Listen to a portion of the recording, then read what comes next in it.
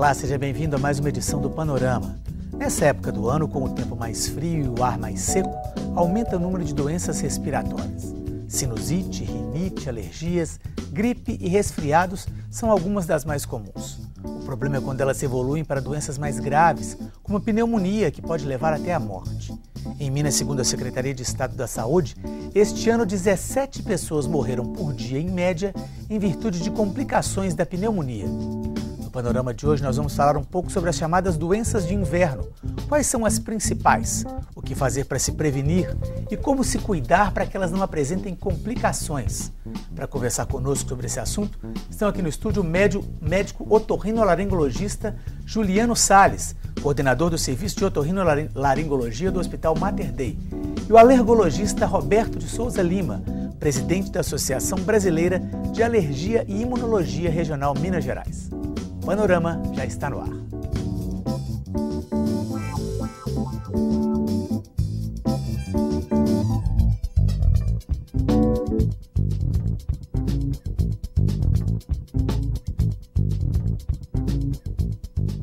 Muito obrigado, Roberto, muito obrigado, Juliano, pela presença. Eu queria começar perguntando, Juliano, aquela coisa que algumas pessoas já sabem, mas sempre é bom a gente reforçar. Quais são as doenças mais comuns que costumam aparecer nessa época de tempo frio, de inverno, e por que elas aparecem todo ano, tem esse aumento no volume dessas doenças? A doença mais comum, com certeza, é a rinite, mas ela não aparece no inverno, ela se agrava no inverno. Ela já está presente o ano inteiro? Ela está presente o ano inteiro, mas chega nessa época do ano, a mucosa do nariz, que é a pele do nariz, ela começa a sofrer as alterações do tempo seco, dessa falta de umidade, aí ela começa a inchar, aí começa das rinites, elas viram sinusites, que viram pneumonias, que viram as exacerbações de doenças. Então a mais comum, sem dúvida, é a rinite, que o Roberto nos ajuda muito. E onde que o alergologista ajuda na questão da rinite? Porque realmente a rinite alérgica pega desde o bebezinho e vai até o idoso. E nessa época do ano, realmente é uma piora, às vezes até 40% a mais que a gente vê no dia a dia. E isso influencia porque ele já tem alergia o ano todo. E nesse período, né, é um aumento muito dos ácaros, são aqueles bichinhos da poeira, né, que estão dentro de casa. A casa fica mais tempo fechada, bate pouco sol, acaba se usando mais cobertores, mais travesseiros e agasalhos, que às vezes ficaram guardados 4, 5, 6 meses, né? E o problema do ar frio, o alérgico é muito sensível ao ar frio e seco. E a nossa região aqui é uma região que tem muita essa condição climática. Então há realmente uma piora, muitos espirros, coriza, nariz sempre entupido. E aqueles pacientes que às vezes já vêm com sinusites crônicas, sinusite de anos e anos, que muitas vezes aí a gente tem que recorrer ao colega otorrino.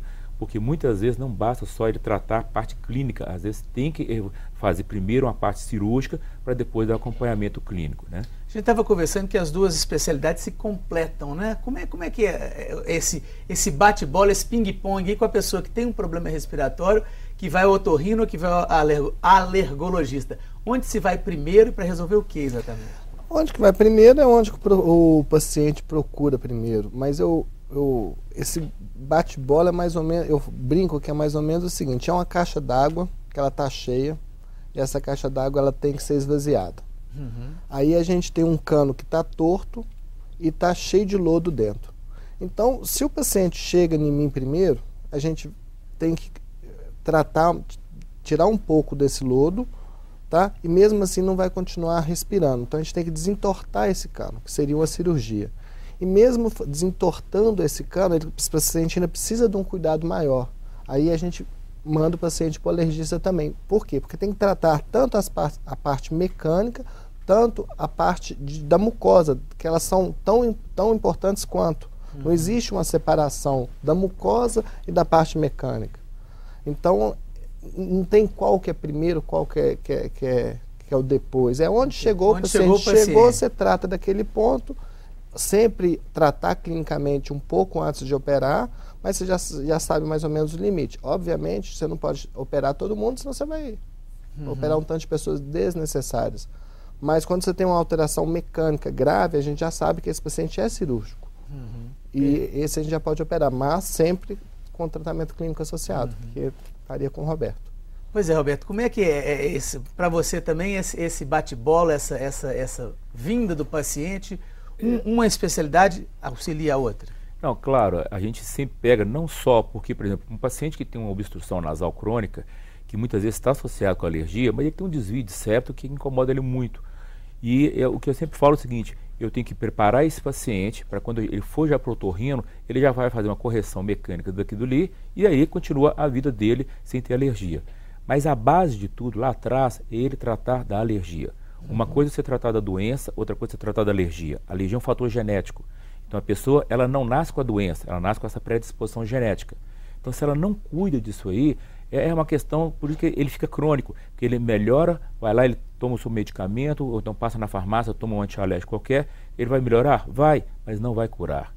Uma coisa que eu sempre digo, há quase 30 anos, meus pacientes, é o seguinte, o remédio, ele não cura, ele alivia os sintomas. O que cura é você buscar a causa. Quer dizer, o que te provoca aquela rinite alérgica, aquele quadro de uma asma. Na verdade, se você descobriu a causa, isso é feito nos nossos consultórios, você faz os testes alérgicos, os exames, descobriu a causa, afasta aquele agente causador e você imuniza o paciente contra aquilo, ele vai passar aí uns 10, 15, 20 anos, você dá uma crise. Agora, só que muitas vezes o remédio é mais imediatista, ele resolve logo, mas vai ficando crônico. E vai ficando cada vez pior o quadro dele, quer dizer, a alergia vai se intensificando e vai levando aqueles quadros de complicações que são as sinusites. E quase todas as sinusites bacterianas, aquela criança ou adulto fica sempre tomando antibiótico, tem um fundo alérgico. E aquela mucosa, de tanto ela ficar inflamada, de tanto ela ficar tempos e tempos em crise, ela vai se modificando, ela vai cronificando, né, vai remodelando. E aí não resta outra opção do que fazer uma cirurgia para desobstruir, limpar, drenar aquela secreção toda, para depois retornar para a gente para dar continuidade. As pessoas geralmente, quando chega essa época do ano, elas têm um resfriado, uma coisa às vezes mais simples, que não costumam procurar um médico. Tem uma hora certa que não se deve, vamos dizer assim, esperar o próprio organismo resolver e procurar o profissional? No caso de infecção, a gente orienta a procurar um serviço médico especializado depois de o paciente ficou depois de 7 a 10 dias, está com a secreção purulenta, não está melhorando. Eu acho que vale a pena, não tenho certeza que vale a pena procurar um especialista para quê? Para fazer uma avaliação se há necessidade de uso de antibiótico ou não. Por quê? Porque essa secreção, quando o paciente está infectado, ela pode descer para o pulmão e causar as pneumonias, pode exacerbar uma doença pulmonar obstrutiva crônica, pode exacerbar uma asma, que são as causas de morte. Então, por isso que a gente tem que começar a ter um cuidado maior depois de 7 dias para a gente evitar complicações. E complementando o que o Roberto falou, a gente melhorando o nariz, tem um trabalho muito grande que chama área, que quando a gente melhora a via aérea superior, a gente está melhorando a via aérea inferior. Então a gente deixando esse paciente que tem uma rinite controlado, a gente está controlando uma asma. Quando a gente tem um paciente que tem um desvio de septo grande, que tem um polipose nasal, que tem uma sinusite, a gente tratando esse paciente, operando esse paciente, tratando esse paciente, a gente diminui muito a internação desse paciente. É muito comum eu pegar paciente no hospital já complicado, aí você tem que fazer cirurgias complicadas, que não haveria necessidade se a gente estivesse olhando esse paciente no consultório. E evitando chegar àquele ponto. O ano passado, vamos dar alguns exemplos, eu tive paciente com abscesso cerebral por decorrência de sinusite, eu tive paciente com DPOC grave, de precisar de ir para CTI por causa de sinusite, abscesso de órbita por causa de sinusite. Então não é tão simples assim, óbito, entendeu? Não é simples assim. E hoje eu sou cirurgião de nariz, eu mexo só com cirurgia de nariz, a gente pega essas complicações, drena pra gente. Não é o dia a dia que às vezes nem um médico tem acesso, mas infelizmente a gente tem visto isso e tem aumentado. Perfeito. A gente pegou, né? Você quer complementar, Roberto? Eu queria só falar sobre o negócio de infecção. As alergias são muito confundidas entre gripe, resfriados e as rinites alérgicas, né? E são quadros, no início, são muito semelhantes. Todos eles vão ter espirros, vão ter coriza, vão ter nariz entupido. Só que o problema da alergia é que ela é crônica, ela fica sempre repetitiva, né? Ela é persistente o ano todo. Antigamente as pessoas chamavam de gripe alérgica e na verdade não existe uma gripe alérgica, gripe é provocada por vírus. Então quando você tem, entre aspas, uma gripe frequente o ano todo, tem que lembrar que isso não é uma gripe, isso é um quadro de rinite. E a rinite é aquele quadro que coça muito o nariz, coça os olhos, ouvido, garganta, o nariz entope, uma aguinha que escorre no nariz que a gente chama de coriza. E aquele quadro que às vezes de manhã você pode estar péssimo, na hora do almoço você já melhorou, depois à noite você volta a piorar, e ele é cíclico. Já a gripe não. A gripe ela tem aquele período de 10 dias, daquela dor no corpo, aquele mal-estar. E um detalhe que eu sempre falo para os pacientes, principalmente para as crianças, quando você tem aquela secreção nasal já amarelada, esverdeada, que é ainda de purulenta, isso já é uma infecção. E principalmente nas crianças alérgicas, elas não dão febre. Então, como não dá febre, a mãe... A pessoa não preocupa muito. Não preocupa. E aquele catarro vai chegar um momento que ele vai engrossando tanto que ele para de escorrer. Então o paciente fala, não, meu catarro estava verde, mas agora já melhorou, não estou sentindo nada, e não trata. Pelo contrário, ele está lá dentro. Está lá dentro. 15, 20 dias depois vem outra recidiva e assim vai cronificando. E uma coisa que nós montamos agora, um protocolo no Mater Dei Contorno, no serviço de otorrinolaringologia que eu coordeno, que é o uso racional de antibiótico. Porque muitos desses pacientes com secreção purulenta, eles estão associados a uma secreção viral. Então, essa procura de um serviço de referência, a gente vê a hora de tomar o antibiótico ou não, vai estar muito da dependência do médico e da observação. Nós montamos nesse protocolo de reavaliar esse paciente com 48, 72 horas depois.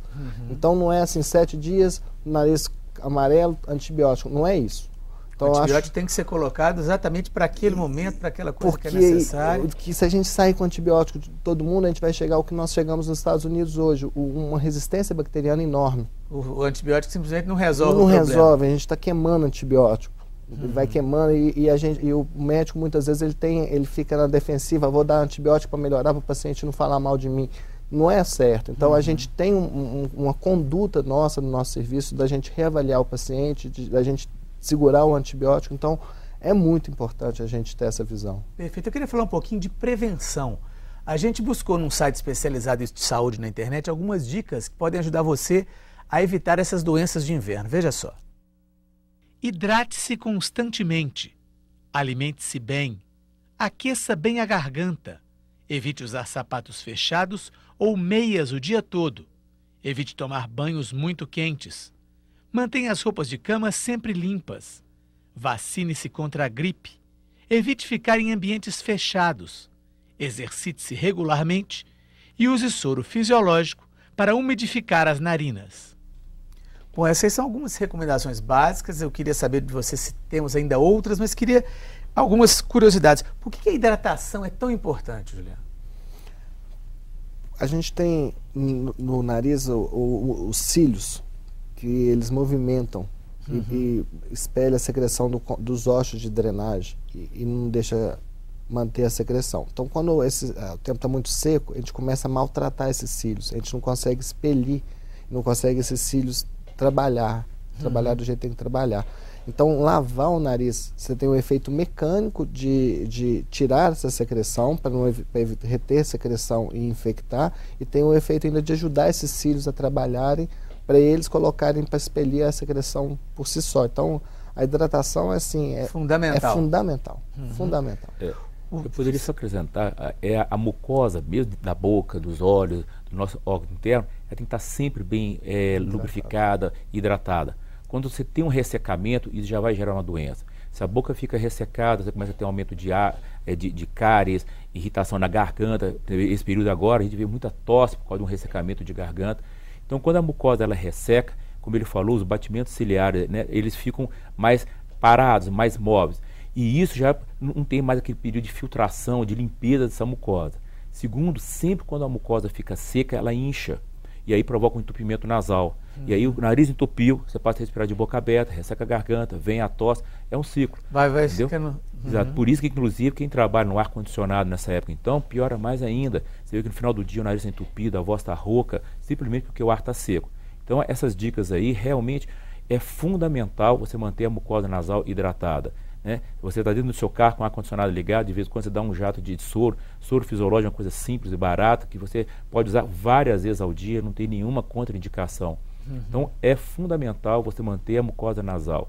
Eu, como alergista, eu falo, o nariz tem que estar sempre higienizado e hidratado. A gente escova dente todo dia, a gente toma banho todo dia, então tem que lavar o nariz todo dia. Esquece de lavar o nariz, realmente é uma coisa que É uma coisa simples. É simples que poderia se virar um hábito, né? Inclusive a gente vê agora em agosto, setembro, aumenta muitas conjuntivites e aumenta por causa de um ressecamento que a gente tem nos olhos também. Então quem trabalha também muito tempo ali no computador, no ar-condicionado, os olhos ficam muito tempo parados, ficam imóveis, há esse ressecamento e provoca também uma lesão ali nos olhos. Pois é, nós vamos continuar falando sobre prevenção, só preciso fazer um pequeno intervalinho, daqui a pouco a gente volta continuando a falar sobre as doenças de inverno. Não saia daí.